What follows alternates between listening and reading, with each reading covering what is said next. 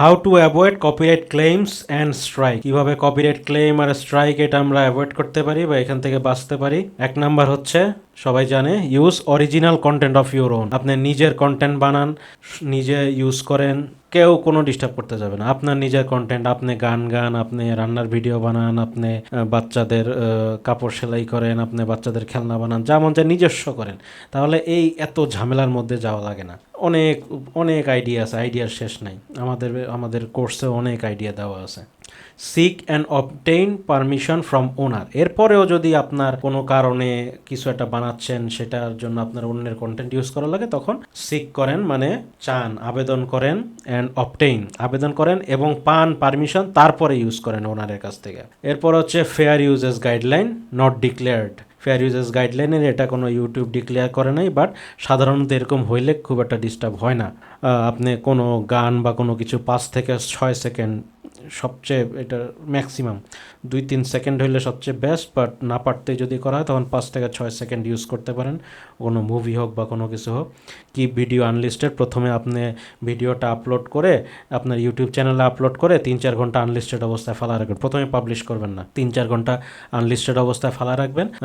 তো তো যদি দেখেন এর মধ্যে খুব একটা ডিস্টার্ব হয় না, কোনো কপিরাইট ক্লেম আসে না, তখন আপলোড করতে পারেন। কিন্তু এমনও হইতে পারে যে ইন ফিউচারে গিয়ে এটা কপিরাইট ক্লেমের শিকার হইতে পারে। আমাদের নিজেদের ক্ষেত্রে এরকম অনেক হয়েছে। আমাদের নিজেদের ভিডিও আমরা আপলোড করছি, কোথাও কোনো সমস্যা নেই, 1.5 বছর পরে আইসা ওটাতে কপিরাইট ক্লেম করে আমাদের চ্যানেলে স্ট্রাইক দিয়ে গেছে। সো এরকম অনেক কিছু হইতে পারে। ওয়েট ফর 30 to 60 মিনিটস, ওই যেটা বললাম যে আপলোড করার পরে 30 থেকে 60 মিনিট এখানে বলা আছে, আপনার 2-3 ঘন্টা ফেলে দেন সেফটির জন্য। আর স্টিল পিকচার্স, সো অনেক মুভিতে দেখবেন যে অনেক ভিডিওতে যেগুলা ওই যে মুভি এক্সপ্লেইনিং ভিডিও, ওখানে ওরা স্টিল পিকচার ইউজ করে। সো আপনি রানিং ভিডিও ইউজ না করে স্টিল পিকচার ইউজ করতে পারেন বা ছোটো করে ইউজ করতে পারেন। সো যদি আপনার করতেই হয়, আপনি হয়তো বা মুভি এক্সপ্লেনেশন ভিডিও বানাচ্ছেন বা অডিও স্টোরি বানাচ্ছেন বা যে কোনো, অনেকেই তো এখন অনেক রকম ভিডিও বানাচ্ছে, যে গানের রিয়াকশন দিচ্ছে, রিয়াকশন ভিডিও বানাচ্ছে। তো এরকম রিয়াকশন ভিডিও বানানোর সময় অবশ্যই কোম্পানির থেকে, অরিজিনাল যে কোম্পানি, ওদের থেকে অনুমতি নিয়ে নিতে হবে। অ্যাট্রিবিউট অ্যান্ড ক্রেডিট, আপনাকে অবশ্যই ক্রেডিট দিতে হবে অথবা অ্যাট্রিবিউশন বা ক্রেডিট দিতে হবে অরিজিনাল যে ওনার তাকে। Utilise royalty free music and images, royalty free music আর ইমেজ ইউজ করতে হবে। আর মোস্ট ইম্পর্টেন্ট হচ্ছে এডুকেট ইউরসেলফ, আপনি নিজেকে এইসব ব্যাপারে প্রচুর এক্সপিরিয়েন্সড এবং নলেজওয়ালা হইতে হবে।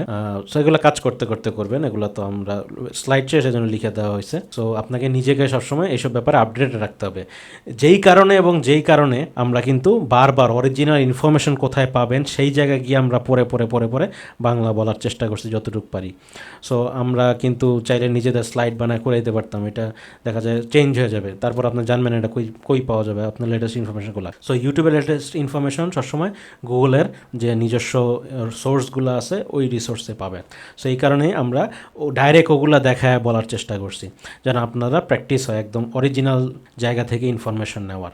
সো ওখান থেকে দেখে ওইখান থেকে ইনফরমেশন নেবেন। কারণ আমি এখন রেকর্ড করতেছি, এখন যে ইনফরমেশনটা আছে, 4 বছর পর আমার রেকর্ড কিন্তু রেকর্ডের জায়গায় রয়ে যাবে, কিন্তু 4 বছর পর হয়তো ইউটিউবের গাইডলাইন চেঞ্জ হয়ে গেলো, তো তখন কী হবে?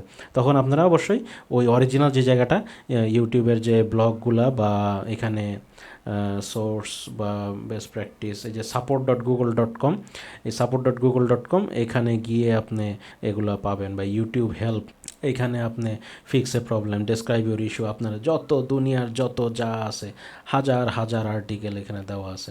সো এখান থেকে support.google.com বা ইউটিউব হেল্প, এইখান থেকে আপনারা সব ইনফরমেশন, লেটেস্ট ইনফরমেশন, ইউটিউবের নিজস্ব ইনফরমেশনগুলো পাবেন। And finally, good luck. অনেক কিছু জানা গেল, অনেক ব্যাপারে আলোচনা করলাম। সো আপনাদের এগুলো এসব ব্যাপারে যেন কেয়ারফুল থাকেন, এই কারণে এত বড় ভিডিওগুলো করা হয়েছে। সামনে আশা করি আপনাদের ইউটিউব জার্নি ভালো হোক। সামনে ইউটিউবে কীভাবে কী করতে হয়, কত ডিভাইস লাগে, কি লাগে না লাগে, সব কিছুর ব্যাপারে আলোচনা করা হয়েছে। So good luck, thank you. সামনে ভিডিওতে আমন্ত্রণ রইল।